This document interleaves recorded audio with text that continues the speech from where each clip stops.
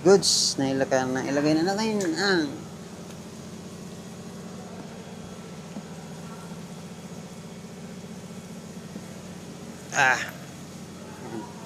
ilagay na natin yung dito, hole dito sa bracket. So, ayun, wala namang kuan dito. Hindi siya nakakalapat sa ating clearings, guys. Safe na sa gas-gas. Yan, dito din.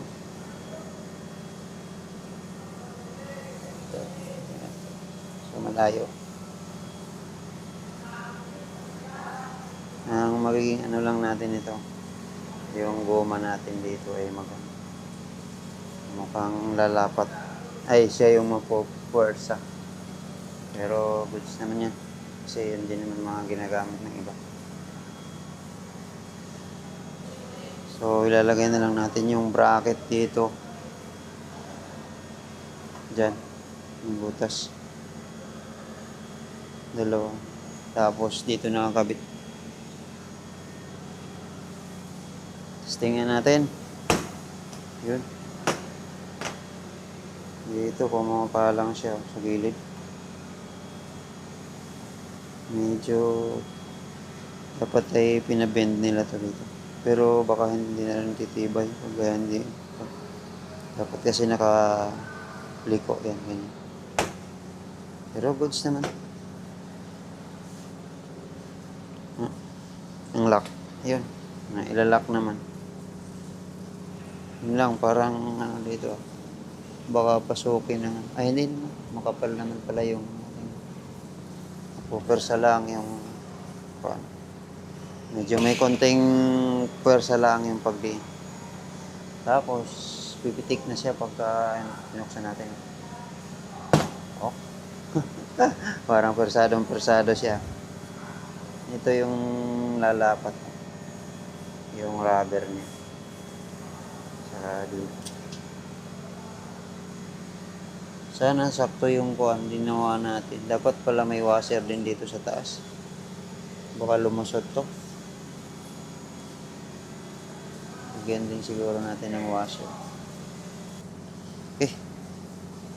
So, yung ano naman ang ilalagay natin? Bracket din sa ilalim. Tawag dito. Brace pala. Yung brace. Ito.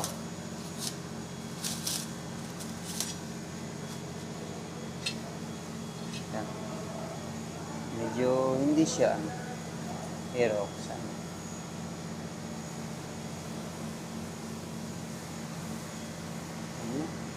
So, dapat doon to sa kabila.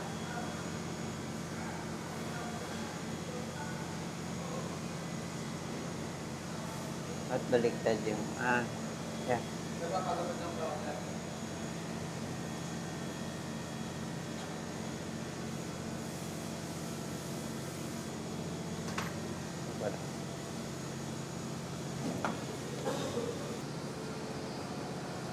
So, tanggalin muna natin yung bolt ng ating suspension. Dahil kailangan natin baliktarin yung pagkalagay ng bolt para mailagay. Okay, let's go. At ito ay 12mm. Yun yung mga kailangan niya.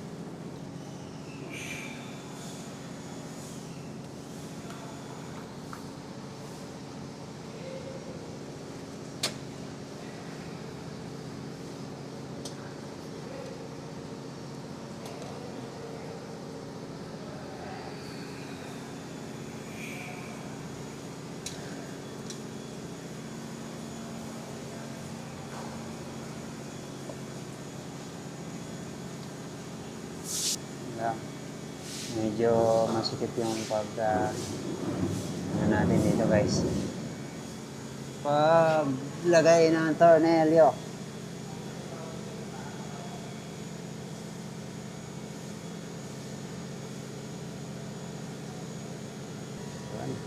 Pasok. Pasok.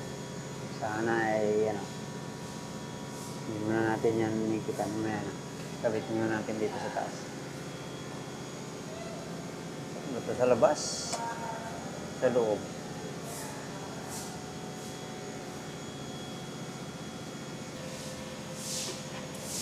Pwede rin naman pala.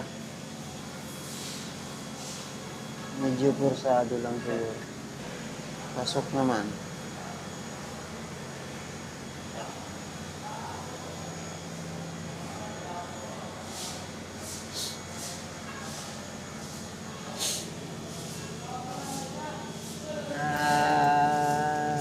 Sige, yung kuha na lang din dito ang ating gamitin. Yung kasi ginamit natin sa kabila. Yung maiksi din dito ang ating gamitin. Hindi kaya lalapat. Hindi naman siya. Dapat pala ito na lang ginamit natin. Para mas matibay. Palitan natin. Palitan natin.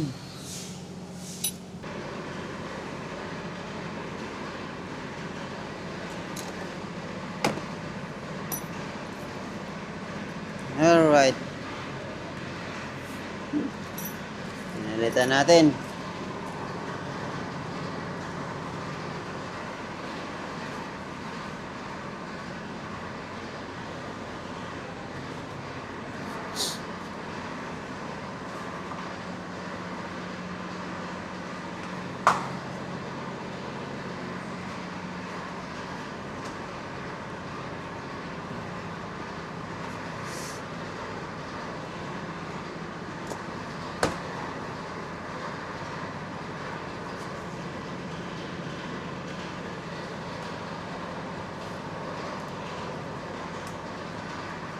Kaya nga, course.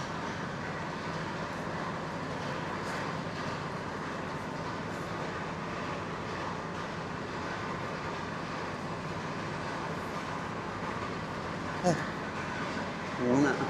Wala pa, hindi pa nakalagay ang bracket.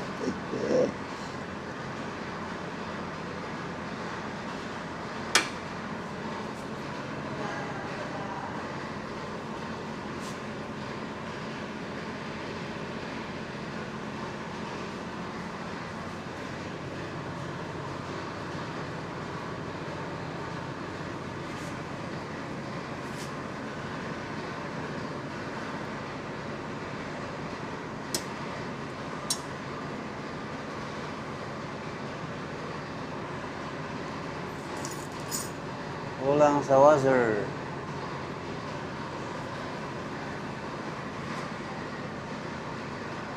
Hindi na siguro lagyan ng washer.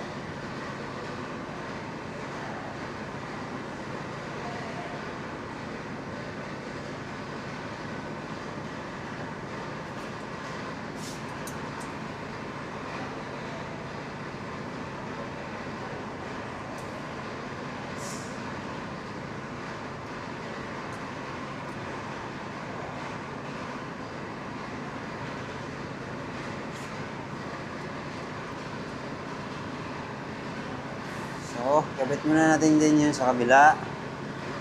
At saka natin higpitan.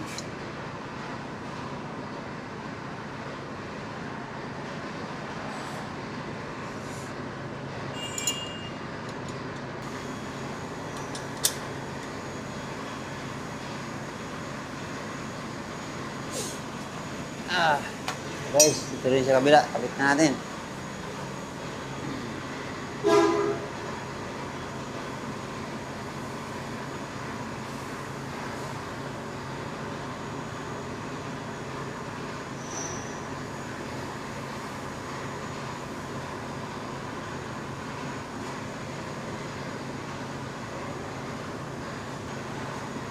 Okay muna.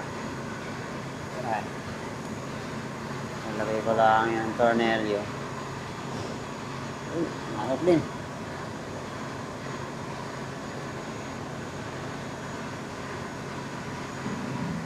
Okay, thank you.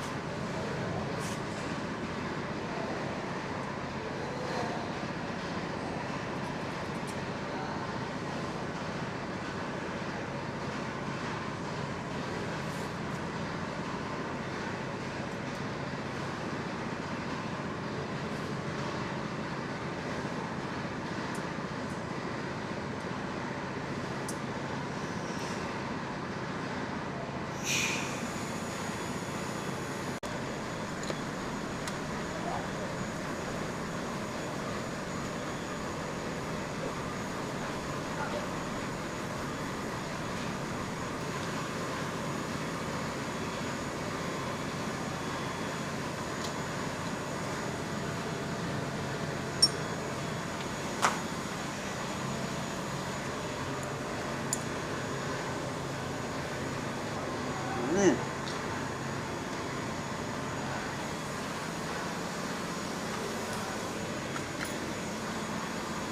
Tapos, saka na natin, hekpeta.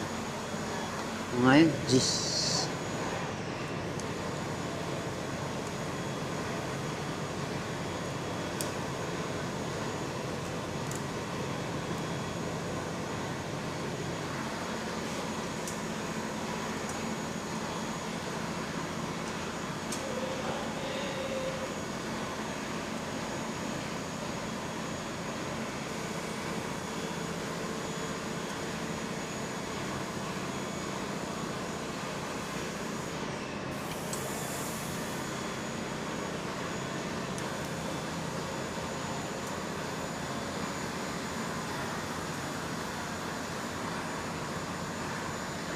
Ah, tibay.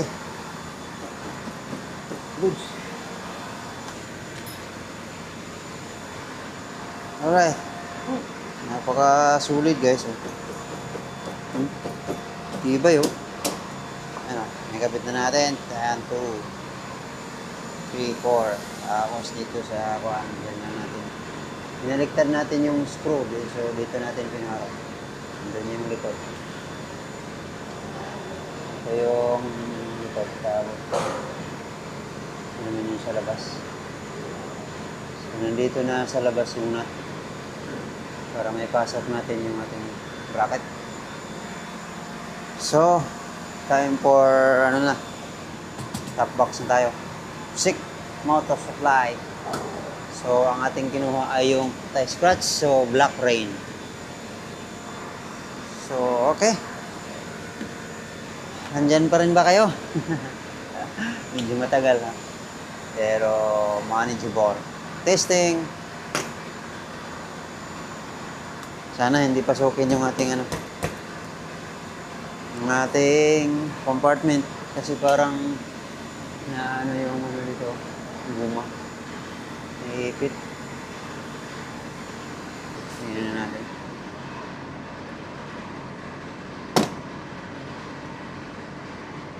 So hanggang doon din. Sa ilalim naman pala meron ding nakatutok. So, hindi siya papasok. Bukod naman pala yung nasa labas. Sa loob naman pala yung ating guma. Dito.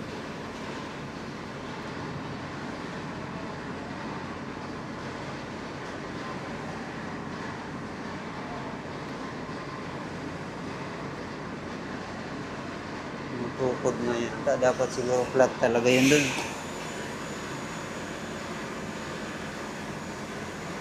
Parang lusot naman.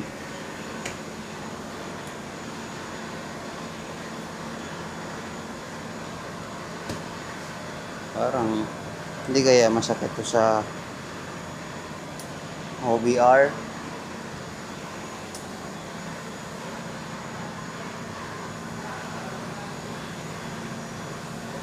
Hindi naman pala. Kahit nakaganyan. Kasi nakaganyan naman siya. So malayo sa puwetan ng kahit pa naka sagad. Wala. Kahit nakaganyan nga. Okay. Ayo. Goods. Alright guys, ito naman ang ating ikakabit. Plate ng top box natin. So, tatama muna natin kung saan to tatama. Saan ka ba banda tatama.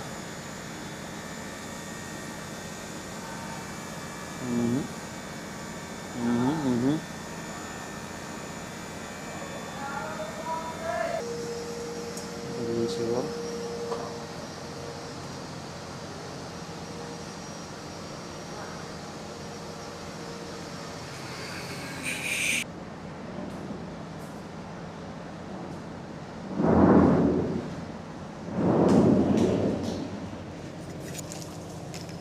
Uy, lumipad.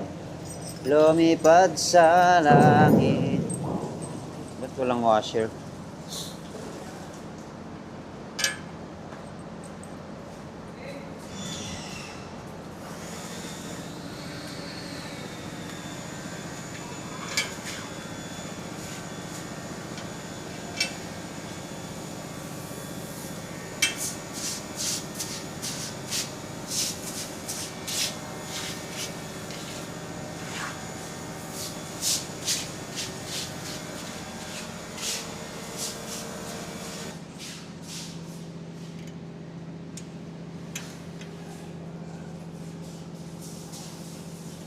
Yeah. What's up, man? Nakabit na natin yung ating plate na pag sasalpakan ng ating top box. So, ayan. Dito. 4 lang. May sobra pang kaso wala ng nut. So, 4 lang ang ating 1, 2, 3, 4. At dito sa ilalim, hindi ko na nilagyan ng kasi maiksi yung nilagay ko sa ilalim. Kasi pag yung mahaba, baka umabot dito sa ating clearings. Maiksi, so hindi ko na lang nilagyan ng Hindi naman siya lulusot. Hindi ko na lang nalapad naman ang ulo. Parang may washer naman sa may ulo. So, hindi ko na nilagyan ng butterfly. Baka kasi hindi masyadong aabot. So, mas safe sana pag may butterfly. Okay. So, yun. Goods na. Testing natin yung ating box na lagay. Alright.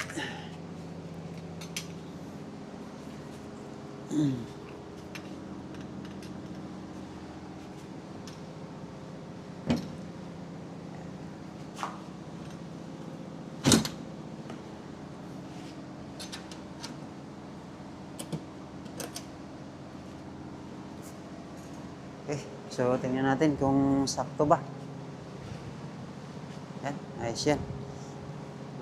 Hindi naman sasabit yung ating sakto naman dito sa upuan ng hindi naman sasabit yung ating upuan. Tsaka dito na siya sasandal. May foam. Right. Goods na ang ating top box. Luamsik. Motor Softline.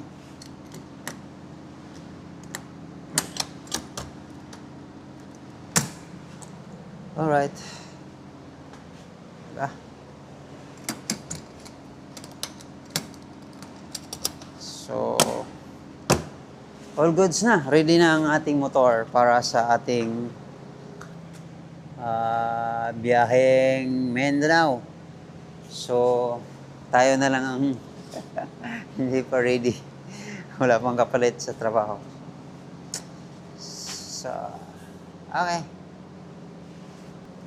So, guys, kung gusto nyong bumili din dito sa shop na aking pinagbilhan. So, ayan. Ilalagay ko sa tag product na sa ating left side ng screen. Click nyo lang. Lalabas yung mga lahat ng ating mga na-install dito sa ating Aerox. So, ito yung sa Aerox version 2 naman to. Pwede naman siya sa version 3. Pero hybrid. Nasa halagang 2,000 lang. Kasi yung super hybrid, wala siyang dito lang siya nakakabit sa ito parang frame dito. Diyan mismo, tsaka dito. Tapos papunta dyan. So wala siyang parang hindi ako masyadong pampante kasi wala siyang brace dito. Mula lang dito sa baba papunta dyan. Tapos yung sa ibabaw, parang direct na siya. Wala na siya kahit hindi wala ng plate. Pero ito ang nagustuhan ko dahil pag tinanggal natin to parang grab bar lang din siya. Pag tinanggal natin yung plate, so parang diretso lang siya na grab bar. Okay. So goods naman. Ikaw natin ang review nito kung hindi ba siya papasukin yung ating compartment ng tubig. Kasi merong dito. Ito, baka makaharang doon sa guma. Napipress naman yung guma dito. Dito lang sa may likod. So, doon naman sa mga nakapag-install na nito, wala naman daw problema. Naging problema, hindi naman tumatakas. Okay. So, maraming salamat sa inyong pagsama. See you in the next one and have a nice day, everyone.